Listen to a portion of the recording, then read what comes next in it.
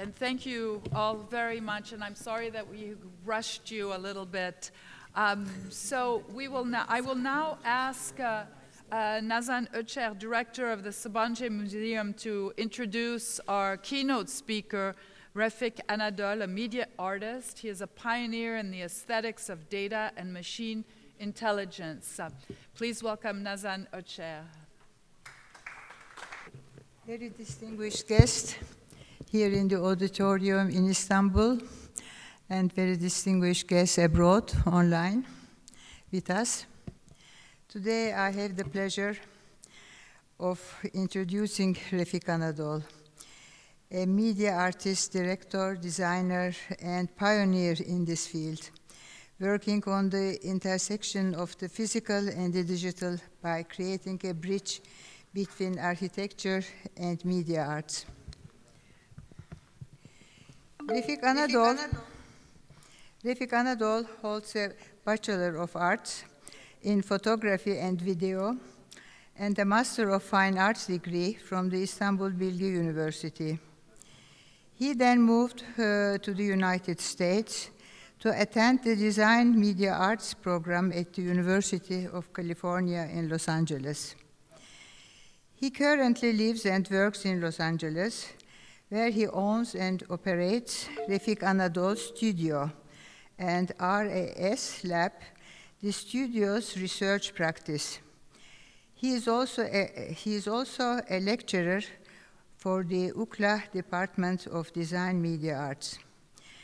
Refik Anadol's works addresses the challenges and possibilities of what it means to be a human being in the age of artificial intelligence and explores how our experience of time and space is evolving now that machines dominate every aspect of our daily life.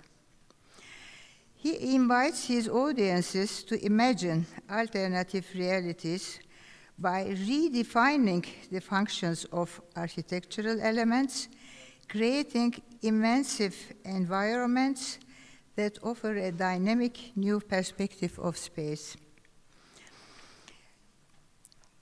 At the crossroads of art, science, and technology, Anadol's site-specific three-dimensional data sculptures and paintings, audiovisual performances, and immersive installations bring entire buildings to life, offering viewers a new perspective into their world.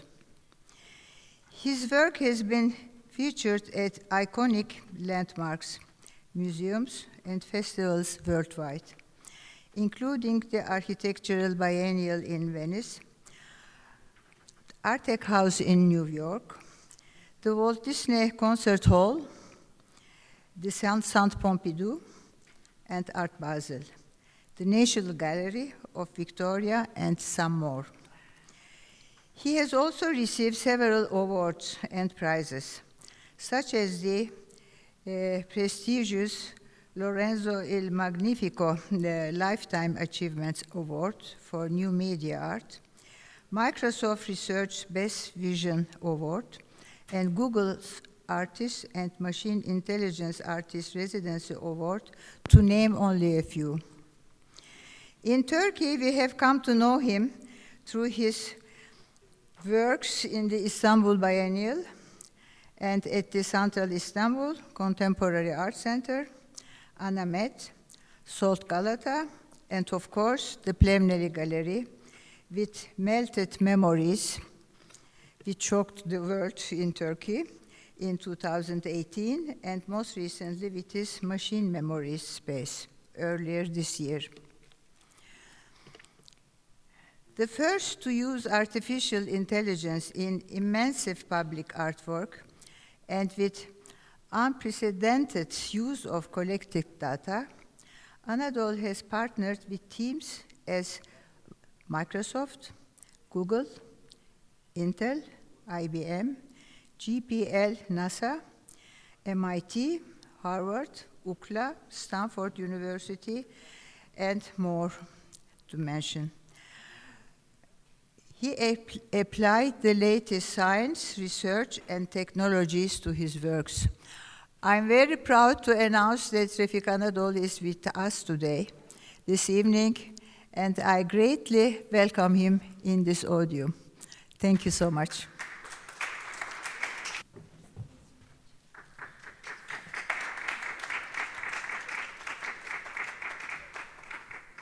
Good evening. Great to be here in this wonderful event, and honored to get this incredible intro from you. Thank you so much. I'll do my best to be perfectly 20 minutes.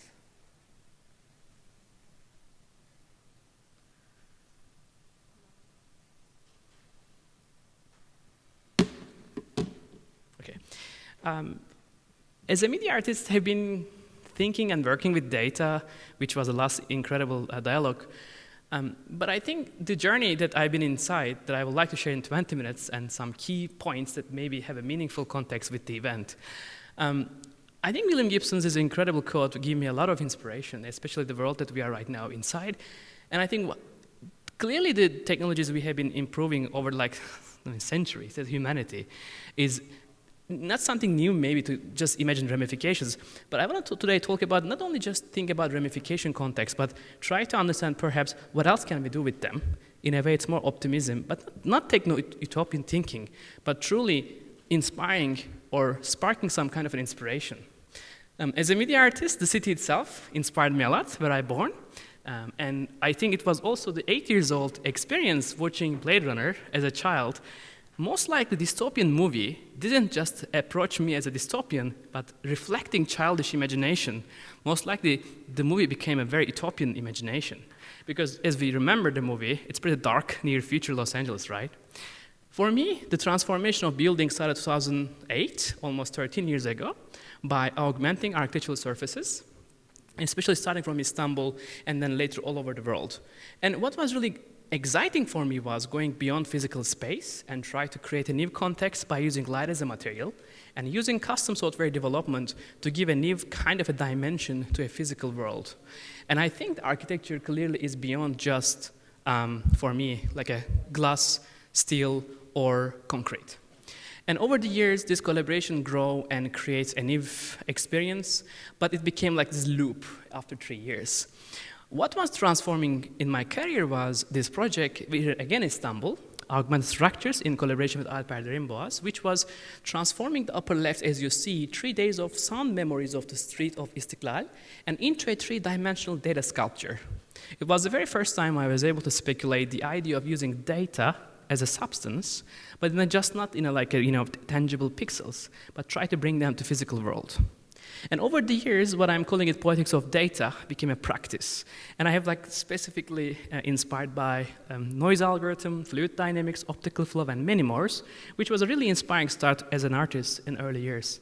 And always enjoy the idea of playing with the perception and what is real and not real, and try to find this meaningful context and try to frame the algorithms and the data, which you will see a lot in my work, this frame coming from almost 10 years ago. And again, coming back to Blade Runner, I just decided go to another journey and decided to join UCLA Design Media Arts department where I'm teaching. And almost 7 years ago, graduated from the same department. And the city of Los Angeles versus how the Blade Runner was very different, by the way. 2049 versus this is what I was seeing when I go there. But for me, the streets were the canvas. So I wasn't just obsessed by the galleries or museums. I thought that the art should be for anyone, any age and any background, meaning deconstructing the walls and the doors and the ceiling and the floor. I found that public art is one of the most inspiring canvas where the time and the space completely up to the audience, which can be anyone in the world, I hope. And especially around 2012, when I started my journey at UCLA, specifically looking at the numbers where we are right now, clearly the data and our perception of machines and the systems around us became a powerful egocentric experiences. Our likes, comments, and shares clearly creating an impact on every single I mean, 2040, right? 2040, 14% of the world will be like demanding energy because of our likes and comments. And I think the technology itself is not only changing who we are and our culture and gene and DNA, but also it's becoming these new control mechanisms. It's pretty clear that sometimes we don't even remember like where we go, what we eat, what we say, what we listen, and what we watch. So clearly our free will and privacy is on stake. And in the meantime, the physical and virtual becoming together, the centralized imagination, and all this recent context of like, metaverse, but also how we are becoming these new beings that are like even don't know where we are. I'm pretty sure the first thing you see in the morning a phone, the last thing you see at night is a phone, right? Most likely our cognitive capacity is just spanning in between these two universes. And I know this is a very common question maybe for many artists, but for me it was very simply like the same fundamental question. Honestly, what does it mean to be a human in the 21st century?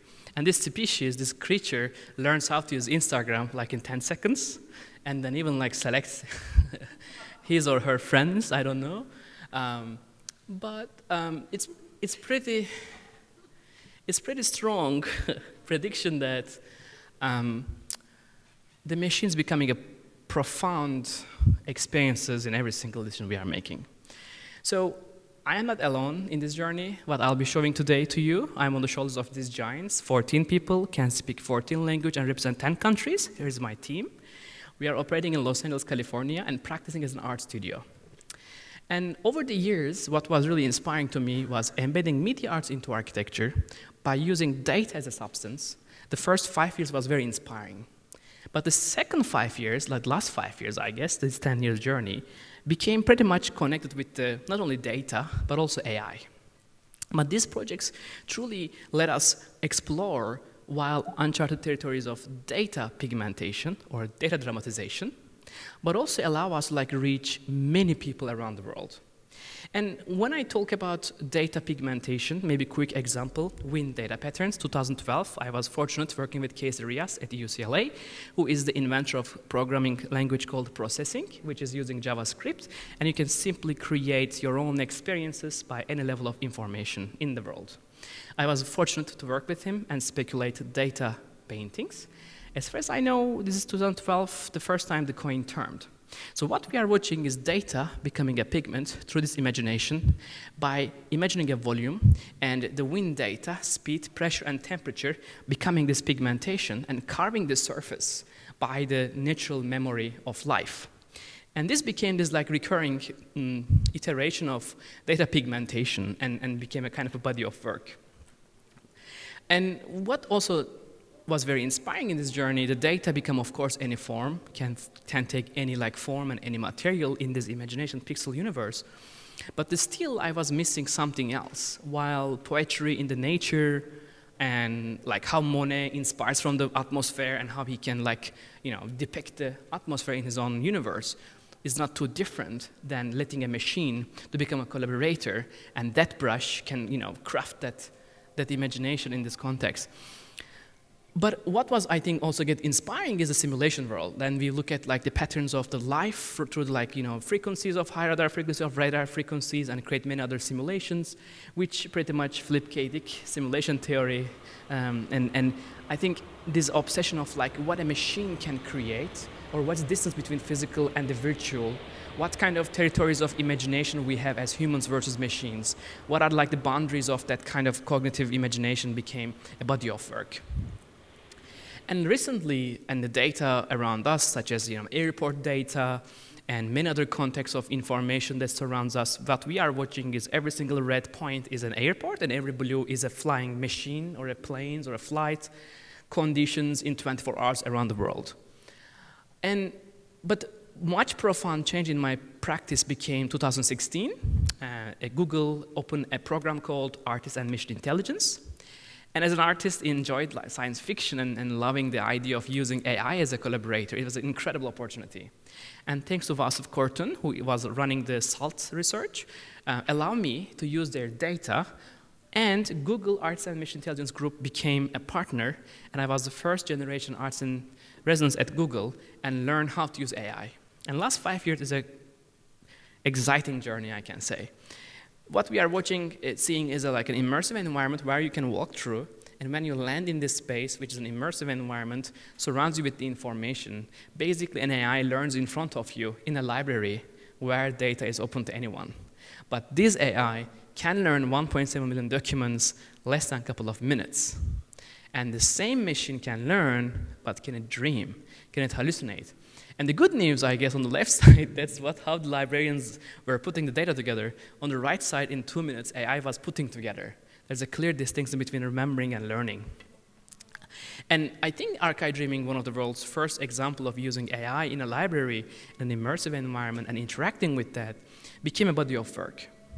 But if a machine can learn, can it dream? Or if a machine can learn information where it's become a knowledge in a library, and if that machine can dream, who will define what is real is one of the big questions, right? And clearly machines have consciousness, or machines do not decide yet, but it's a predictable pipeline that machines one day will be augmenting our perception through those decisions. And I think machine hallucinations became this body of work. Like, as an artist, the question is, can I paint with a thinking brush? Became the body of work. So what we are seeing on the left side, 2016 December, the very first AI trained on these documents in the archive. And on the right side, what we are watching is a data pigmentation. An optical flow algorithm recognizes the machine decisions and transforms them into a painting or a sculpture or an immersive environment. So this idea became a body of work for the last 5 years. And last 5 years also, we trained more than 100 AI models. Took it very serious, I guess. More than 2 petabytes of public data. When I say public, our AI can go online, doesn't enter any password, and if it can be searchable in any social media, we are defining for AI public data. And we never show in our installations anything real. From now on, what you will be seeing, this pipeline takes the data, imagines it, and plots them into an environment. So I think this is a really interesting speculation because especially became a body of work last 5 years. This data pigmentation through different data set became a journey in that context. And what is really fundamentally, I think, inspiring is while the brush can think, still there's lots of unknown in the game. First of all, we had the still problem of black box, right? What AI learned and how it learned, what it knows, and when it starts and when it ends questions and goes on. To solve this problem, I'll a little bit quickly change this part. We have to create another software, which is, I'm calling it a latent space browser. So what you are seeing is on the left side, I am flying in the literally mind of a machine, which is called latent space. On the right side, I'm literally trying to select what AI learned from every single Renaissance architecture, and trying to create a latent space video, or a latent cinema, or AI cinema, and AI completes in between 2 points. And I think, which I don't know, from a facade to interior, that is where AI imagines, which I think machine hallucination happens in that part. And this project happened in many scales, last 5 years. 130 million images of New York, here we are seeing. These are not real images. What you are seeing, completely machine hallucinated New York. And I believe this is one of the largest data ever collected for body of work like this. It was remarkably inspiring because AI truly learned, pretty much everything about New York. And we specifically delete every single human to be sure it's about New York, not personal, private, sausage or personal, like a selfie world. And at the end, that turned into a data pigmentation in the immersive environment. And since Expanded Cinema by Jin Youngblood, I've been personally involved in immersive environments last 10 years. And this is now becoming another body of work where I believe the architecture is becoming much more speculative canvas than just putting a bunch of projectors. Here, as we see, the space truly becomes a canvas, and every single particle and an algorithm has an awareness of the context of the space, where the edge and the wall connects, and the AI has this new kind of an interface in that logic. And this became our studio's most, I guess, last 4 years of experience in different scales. And specifically, the data that we are mentioning, not only just social media, of course, working with NASA GPL closely, we have a chance to work with 6 years of every single information NASA ever collected that is public, meaning the Mars, ISS, and Hubble, and many other telescopes that they have been looking for the unknown in the space. And that also became another body of work, as we see here on the upper left, upper right, like kind of looking at what machine could dream from a location that doesn't like we cannot perceive, but how can we use machine memories or dreams as a meaning of like pigmentation? You remember like 10 years ago that obsession with the frame keeps going on and still pretty, I think, exciting. And also very interesting topic maybe tomorrow, very exciting thing happening. This is an immersive room, will be an NFT project in a blockchain in Sotheby's. I think what is really interesting is, as I started my presentation, this idea of physical and virtual space while completely blending, but even the NFT space, which is a very, I think, remarkable movement for many digital artists like myself, becoming another canvas, like a minting machine memories and dreams into blockchain is not anymore a science fiction sentence, or a metaverse or hyperreal context is not anymore just a hype world. And it's really artists are practicing in that universe. I'm curious about the results, but so far getting an interesting reaction about how to represent metaverse as a canvas and how AI can be like a bridge between that universe and so on. So as far as I know, it's the first time Sotheby's or any like auction house in the world creating an NFT space in their like a body presentation. The other project was also very challenging for a studio. 2 years ago, National Gallery of Victoria, Melbourne team commissioned this project called Quantum Memories. 2 years ago, Google AI quantum team achieved quantum supremacy or quantum advantage experiment.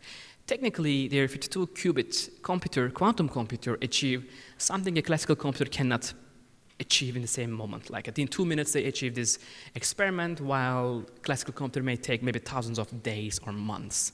What was very inspiring to me, not the technique behind quantum physics or computation, the theory behind it, many-worlds interpretation by Hugh Everett's, which is an incredibly exciting theory, says every subatomic computation or calculation in quantum physics may open a new dimension. And while we don't know if it's true or not, but still in that beautiful gray area of ambiguity, create this inspiring project. So what we are watching, an AI dreaming 200 million nature photos, and the quantum bit strings are letting AI to dream at certain points in time. Technically, I guess, as we all know, as humanity, we need machines to survive, right? Telescopes, microscopes, and why not AI to show us alternative dimension is the speculation. And lastly, I want to finish my presentation coming back to public art, or the question if a machine can learn, can it dream, and then why not a building can learn and dream. And thanks to Frank Gehry's LA Philharmonic's also home in Los Angeles, Disney Hall, 3 years ago, we were able to augment this building in Los Angeles as a public art. The question was for LA Philharmonic celebrating their 100 years, I personally challenged them to ask their 100 years of memories of the building and the institution. We received remarkable data. As you may guess, 100 years of an institution memory is remarkable. Every single sound archives, video, images, I mean, pretty much any single photo ever taken in this building, any video, any sound recording, we were able to like a process. In collaboration with Google Arts and Culture, we were able to create WCA Dreams, which was speculation about using 42-channel projection as a public art, free for everyone, open to everyone. We were able to augment the vision, the view of the building into a canvas. So what I would like to, I guess, try to emphasize is, while data can become a pigment or architecture is clearly beyond just concrete, glass, and metal, when machine intelligence and data becomes publicly accessible and available, the imagination and the context and discourse becomes more accessible. And I think what we may be seeing more than ever in this kind of speculations is AI becoming not only just another ramification problem, which like not this Elon Musk level negativity reflected like, oh, we will just, you know, I'm not trying to, let's say, not wishful thinker and just, you know, ignoring potential problems of the systems and the hardware and softwares. And I'm trying to say that perhaps we still have a room to ask the questions that the same systems and the techniques and the hardware and the software may bring creative potentials. And that can enhance the humanity's many different cognitive skills and capacity. And I believe public art is one of the most ethical usage of AI, most likely without any monetization, any ticket or whatever, like those hardware, software problems, or I accept or agree moments of our are becoming these products of these entities. Decentralized data and I think AI together for the public art context can truly change the vision for humanity. That's my high-level expectation from the experience. Thank you very much for inviting, and have a wonderful day.